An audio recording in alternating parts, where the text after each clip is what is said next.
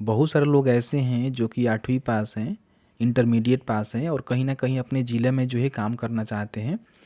उनको जो है किसी प्रकार की कोई एग्ज़ाम्स नहीं देना है, सीधी बहाली की मतलब उनको अच्छा लगता है कि चलो भाई हम सीधी बहाली भी यहाँ पे में जाएँ और कहीं न कहीं अप्लाई करें। तो उन सभी के लिए जो है जिला स्तर की जो भर्तियाँ निकाली जाती है अलग-अलग ज़िलों के द्वारा, वो जो है बेहतर एक समझिए कि अपॉर्च्युनिटी लेकर आती है। अभी जो है बहुत सारे ऐसे ज़िले हैं जहाँ पे जो है समझिए कि जिला स्तर पे बहाली निकाली जा रही है, इसका जो आवेदन प्रक्रिया है उसको भी शुरू कर दिया गया है। और कमाल की बात ये है कि आप मान लीजिए 8वीं पास हैं, इंटरमीडिएट पास हैं, तो अप्लाई भी कर सकते हैं। 10,000, 8,000, 12,000 रुपये तक जो है सैलरी आपको देखने को मिलेगा, क्योंकि ये भर्ती जो है पूरी तरह से कॉन्ट्रैक्ट बेस पे होती है, सरकारी नौकरी नहीं होती है। अगर आपको तुरंत रोजगार की आवश्यकता है तो इसमें अप्लाई कर सकते हैं और अपनी डिस्ट्रिक्ट की जानकारी भी चेक कर सकते हैं, वो पूरी जानकारी आपको बताएंगे। हालांकि भर्ती उतनी अच्छी होती नहीं है, लेकिन अगर मान लीजिए आपके पास कोई जॉब्स नहीं है तो फिलहाल आप इसको कर सकते हैं, ठीक है। अभी आप देखिएगा तो एक जो है भागलपुर के द्वारा यहाँ पे भर्ती निकाली गई है, दूसरी यहाँ पे देखेंगे जमुई के द्वारा भर्ती निकाली गई है और इस प्रकार के कई सारे ऐसे ज़िले हैं जहाँ पे भर्ती चल रही है, जिसकी जानकारी आपको बताएंगे कैसे अपने ज़िले की जानकारी को आप चेक कर सकते हैं। हालांकि आप फॉर्म को भर सकते हैं, ऐसा कुछ नहीं है किसी भी ज़िले के लिए, क्योंकि इसमें कोई बाउंडिंग नहीं रहता है। लेकिन आप अपने ज़िले की भर्ती कैसे चेक करेंगे वो बताएंगे, या फिर अपने ज़िले का जो नाम है कमेंट कर देंगे तो हम वीडियो लेकर आएंगे, ठीक है। तो जैसे कि मान लीजिए भागलपुर से जो भर्ती निकाली गई है, इसमें बताया गया है कि जो भी जिला स्तर पे आपका बाल गृह चलता है, जिसको बालिका यूनिट 1 या फिर 2 के नाम से जानते हैं, तो उसके लिए भर्ती निकाली गई है। और ये जो है पूरी तरह से जो महिला अभ्यर्थी होते हैं ना, उनके लिए भर्ती निकाली गई है, ठीक है। अब इसमें देखिए एजुकेटर जो है पार्ट टाइम पोस्ट आपका रहने वाला है, जिसमें देखेंगे तो एक जो है पोस्ट ईवार के लिए है, एक यहाँ पे ईबीसी के लिए है। टोटल 2 पदों पे भर्ती निकाली गई है, जो कि केवल जो है महिलाएं ही फॉर्म को भरेंगी। और इसमें बोला गया है कि आपका जो एज है, अगर आप अनरिजर्व फीमेल हैं तो 18 से 40 और ईबीसी फीमेल हैं तो 18 से 40 के बीच में आपका उम्र रहेगा तो फॉर्म को भरेंगे। इंटरमीडिएट के साथ आपने डिप्लोमा जो है एलिमेंट्री एजुकेशन यानी कि डीएलएड या फिर बीएड किया हुआ है इंटर के बाद, तो फॉर्म को भर सकते हैं। इसमें जो है बोला गया है कि 1 साल का कम से कम आपके पास टीचिंग किसी भी एक स्कूल या फिर इंस्टीट्यूट में पढ़ाने का जो है अनुभव होना चाहिए, तो आप बड़ी आसानी से किसी भी स्कूल, प्राइवेट स्कूल से बनवा सकते हैं। आपको जो है पर मंथ 10,000 मिलेगा, ठीक है। यहाँ पे देखिए आर्ट एंड क्राफ्ट जो कम म्यूजिक टीचर होते हैं उनके लिए भर्ती है, जिसमें आपने 10+2 डिप्लोमा डिग्री किया हुआ है, ठीक है। 10+2 के साथ जैसे कि आर्ट एंड क्राफ्ट में या फिर म्यूजिक में, तो आप यहाँ पे फॉर्म को भरेंगे। इसमें भी 1 साल की अनुभव जरूरी है, 10,000 रुपये आपको मिलेगा। और इसमें देखेंगे तो बताया गया है कि आपका जो है 2 भर्ती है, ठीक है। बाकी यहाँ पे पीटी इंस्ट्रक्टर का पोस्ट है, जिसमें बताया गया है 2 पदों पे बहाली है। उम्र सीमा यहाँ पे चेक कर लेंगे। अगर आपने इंटरमीडिएट के साथ डिप्लोमा किया हुआ है या फिर डिग्री किया हुआ है योगा, स्पोर्ट, एथलीस्ट या फिर फिजिकल एजुकेशन में, तो अप्लाई कर सकते हैं। 1 साल का अनुभव इसमें भी होना चाहिए किसी स्कूल या फिर इंस्टीट्यूट में पढ़ाने का एज अ योगा टीचर। और यहाँ पे 10 रुपये जो है महीना आपको समझिए कि सैलरी मिलेगा।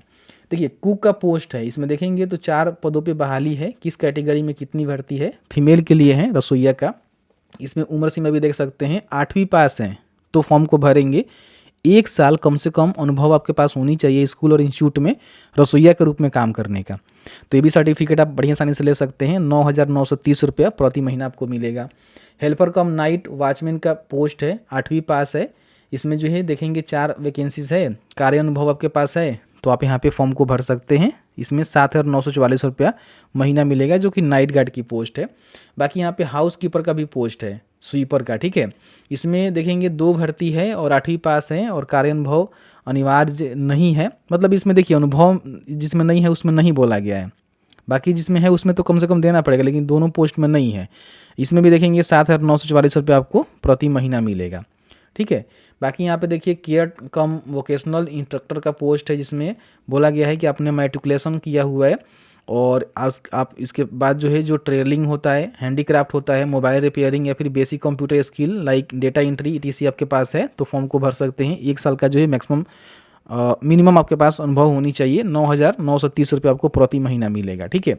इसके साथ ही साथ देखेंगे तो ये वाला जो जमुई वाला भर्ती निकाली गई है, इसमें भी देखेंगे तो उसी प्रकार की यहाँ पे पोस्ट रहने वाले हैं। देख रहे हैं ना, क्वालिफिकेशन भी सेम है, बाकी आपका सैलरी भी सेम है। इस प्रकार से अगर आपके ज़िले में भर्ती आई ही होगी, आप चेक कर सकते हैं, तो सेम ही सारा चीज़ रहेगा, ठीक है। अब देखिए फॉर्म भरने की जानकारी बताया गया है कि आप जो है 16 जून तक जो है शाम के 5 बजे तक जो है आप फॉर्म को भर सकते हैं, ठीक है। तो इसमें बोला गया है कि अपना जो भी आवेदन पत्र है उसको भरना है, शैक्षणिक प्रमाण पत्र लगाना है और उसके बाद इसको जो है सेल्फ अटेस्टेड कॉपी के साथ 16 जून 2026 को शाम के 5 बजे तक जो भी जिला बाल सुरक्षा इकाई कार्यालय DRCA भवन प्रथम तल संग्रहालय परिसर भागलपुर है वहाँ पे भेजना है। और बाकी इसका देखेंगे तो इसका भी बताया गया होगा कहाँ आपको भेजना है। तो यहाँ पे देखिए जमुई कार्यालय में आपको भेजना है।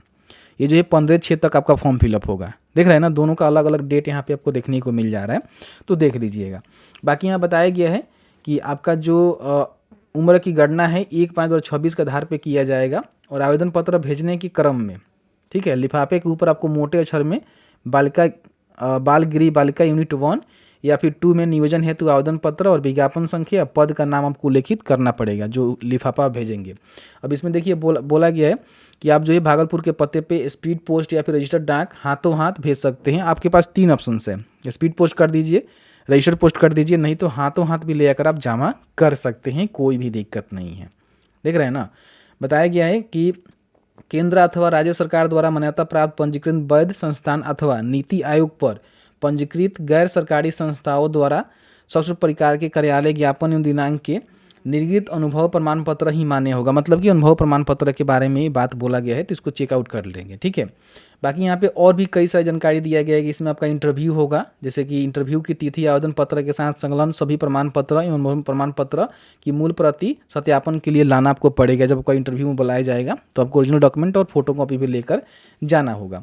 और आपका जो है मेगा सूची के आधार पर ये भर्ती होगी, तो मेगा सूची प्रकाशन होगा, उसके बाद उस पर ऑब्जेक्शन लिया जाएगा, फिर आपकी बहाली कराई जाएगी, ठीक है। देखिए बोला गया है कि मानदेय आधारित उपरोक्त सभी संविदा आधारित पदों पर 1 वर्ष प्रोबेशन अवधि के साथ नियोजन किया जाएगा। प्रोबेशन अवधि के संतोषजनक होने के उपरांत सरकार द्वारा निर्धारित अवधि के लिए सेवा विस्तार किया जा सकता है। मतलब कि आपका 1 वर्ष की बहाली हो रही है, फिर अच्छा से काम करते हैं तो फिर ये विस्तार होगा, ठीक है। चयन प्रक्रिया बताया गया है कि 1, 3 और 7 पद के निर्धारित योग्यता न्यूनतम कार्य अनुभव पात्रता रखने वाले अभ्यर्थियों का चयन निर्धारित न्यूनतम तकनीकी योग्यता में प्राप्त अंक के जो भी परसेंटेज होंगे उसके आधार पर यहाँ पे किया जाएगा। और 4 से 6 तक के लिए बोला गया है कि इसमें आपका जो भी इंटरव्यू है उसके आधार पे यहाँ पे किया जाएगा। मतलब कि इसमें आपका कुछ का इंटरव्यू होगा, कुछ का इंटरव्यू नहीं होगा, जिसकी जानकारी यहाँ पे दिया गया है। और बाकी यहाँ पे देखिए बोला गया है क्रम संख्या 5 और 6 के जो पद है ना उसके लिए कार्य अनुभव की शर्त अनिवार्य नहीं है, जो नीचे वाला पोस्ट है। क्रम संख्या 1 से लेकर 3 और 7 के पदों के लिए प्रारंभिक मेगा सूची 60 अंकों की बनाई जाएगी। ये चीज़ इन्होंने बोला हुआ है, जिसमें आप देख लीजिएगा इंटरव्यू में जो 40 अंक आपको मिलेंगे। सरकार द्वारा भविष्य में इस पद पर अस्थायी नियुक्ति होने पर यह नियोजन स्वतः समाप्त कर दिया जाएगा, आपको हटा दिया जाएगा। मेगा सूची समान रहने पर अधिक उम्र वाले को वरीयता मिलेगा। इस विज्ञापन को रद्द करने का अधिकार जो है विभाग के पास है। बाकी चीज़ दिया गया है कि आपका जो है सरकारी भर्ती नहीं है, ना ही आप सरकारी सेवक माने जाएंगे और ना ही सरकारी के जो भी चीज़ें आपको मिलता है वो मिलेगा। इन बातों को ध्यान रखेंगे।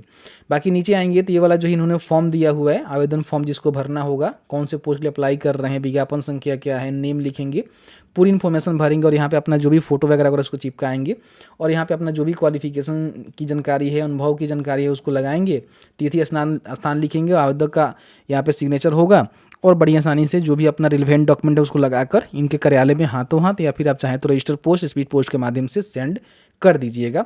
बाकी इसका भी देख लीजिएगा क्या कुछ कंडीशन है, वही चीज़ें रहेगा, तो इसको भी आप चेकआउट कर सकते हैं, अप्लाई कर सकते हैं। बाकी आप किसी भी जिले से आते हैं तो ऑल NIC डिस्ट्रिक्ट लिखेंगे तो आपके सामने सारे डिस्ट्रिक्ट का जो NIC का पोर्टल है ना देखने को मिल जाएगा, ठीक है। जैसे कि मान लीजिए भर्ती यहाँ पे देखेंगे भागलपुर से निकाला गया है, तो यहाँ पे भागलपुर का ऑफिशियल वेबसाइट पर जाएंगे और यहाँ पे नोटिस में जाएंगे और यहाँ पे देखिए रिक्रूटमेंट का बटन होगा, क्लिक करेंगे तो यहाँ पे आपको भर्ती की जानकारी देखने को मिल जाएगा। ये वाला भर्ती है, इस पर क्लिक करके चेक कर सकते हैं, ठीक है। इस तरह से मान लीजिए अगर आप अररिया का देखना चाहते हैं या फिर जो भी डिस्ट्रिक्ट का देखना चाहते हैं, जैसे मान लीजिए आप जमुई का देखना चाहते हैं तो इस पर जाएंगे और यहाँ पे जाने के बाद यहाँ भी आपको नोटिस का बटन मिलेगा, उसमें रिक्रूटमेंट का बटन मिलेगा, वहाँ से भर्ती की जानकारी चेक कर सकते हैं, ठीक है। क्योंकि आप अपने ज़िले का चेक करेंगे तो आपको पता लग जाएगा। देखिए इस तरह से आपको देखने को मिल जाएगा।